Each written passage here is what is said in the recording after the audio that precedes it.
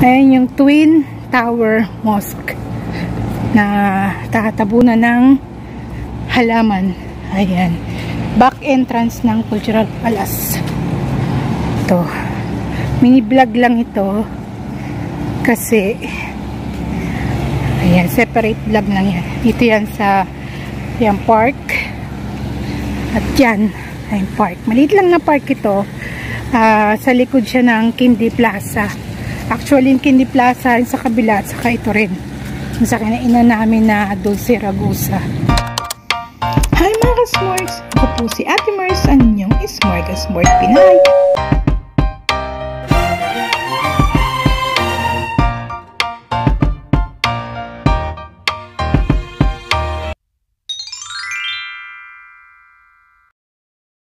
Pas loob na sumusumpat sa ibabaw ng ano mahulog eh. Hoy, mahulog ka dyan. Ingat-ingat. Nakakuha naman ng bagong pasyalan. Pwede ka dumag, upo-upo, paggabi. Kasi parang walang mga ilaw sa gabi dito Hindi pa nila nalagyan. Baga madilim dito sa gabi. Diba?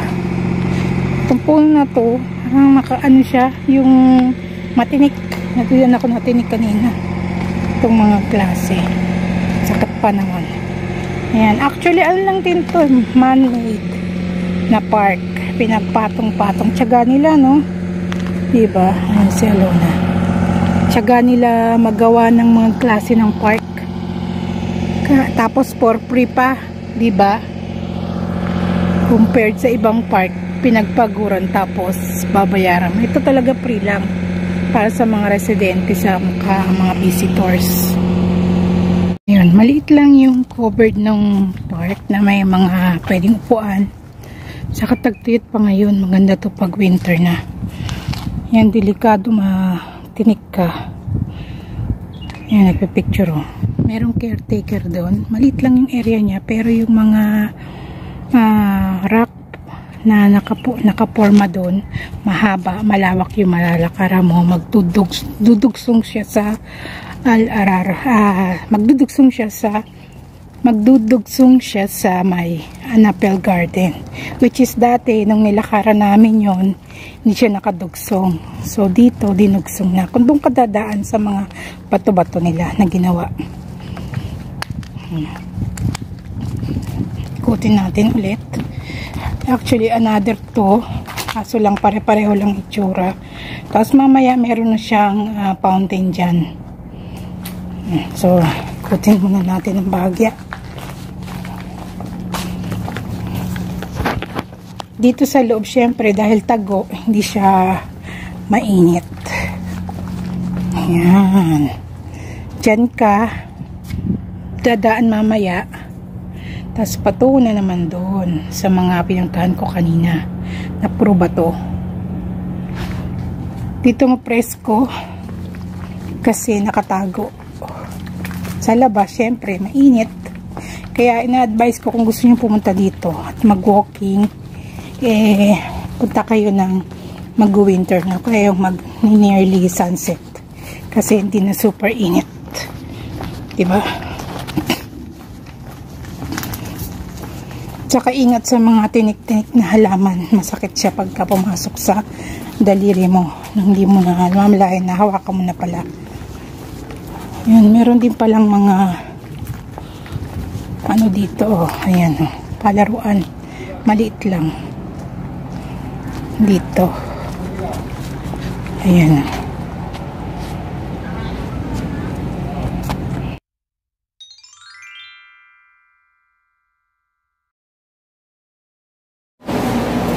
Dito kami sa Dulce Ragusa. Yan, hindi pa maitim.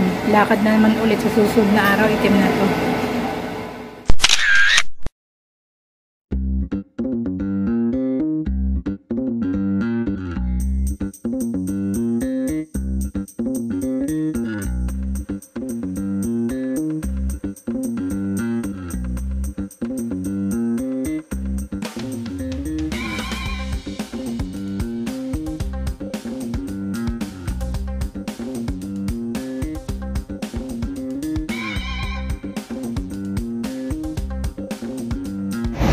kami sa Kindy Plaza. Day off ng diet. Kaya napakain. Ayan. Marami na akong vlog ng Kindy Plaza. Malaki pa rin mukha ko. Laban lang self. Ayan, may fountain na kasi 9:30 na. Yung likod ng Cultural Palace. Ayan. Connecting. Imbis na sa harapan kasi medyo malayo-layo pang ikutan. Dito kami. Doon sa mga embassy doon. Ito lang kami sa likod. Ayan. Maganda dito pagka may mga event. Ayan na naman yata inamot natin. King Salman Center for Disability Research. Ayan. Ayan. Sa likod to ng Cultural Palace. Yung mga familiar sa vlog ko, makikita nyo yung harapan doon. Pero ngayon, sa likod lang kami. Shortcut. Kasi pauwi na kami. Ayan. Day off ng aming kain-kain ng diet. So, tinreat na namin sarili namin ng sweets. Kasi sweet kami, charing. Pilingera lang. Kaya likod lang tong dinadaanan namin ngayon. Likod ng Cultural Palace. Ayan. Nakaraan na ako dito pero hindi ko lang na-vlog. Kami ni ate noon. Nung taglamig. Last year.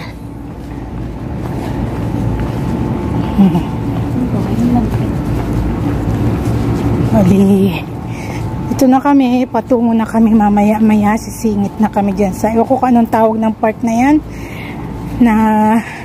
Dyan din kami kumain ng ice cream. At dyan kami kumain ng kudo namin. Yan. Yan, may parking dyan sa ilalim. Diba? Ito yung Cultural Palace, likod niya. Actually, hindi siya palasyo. Ano siya, may mga events dyan. Kung ano-ano. Showroom. Malaki pa ang lola nyo. Ayan yung Twin Tower Mosque na tatabunan ng halaman. Ayan. Back entrance ng Cultural Palace. Ito. Mini vlog lang ito. Kasi ayan, separate vlog lang yan. Dito yan sa yan park. At yan, ayan park. Maliit lang na park ito. Sa likod siya ng Kindy Plaza. Actually, yung Kindy Plaza sa kabila at saka ito rin. Sa kinainan namin na Dulce Ragusa. Ito. Hanggang dito na lang yung vlog natin kasi American Embassy na yung kabila.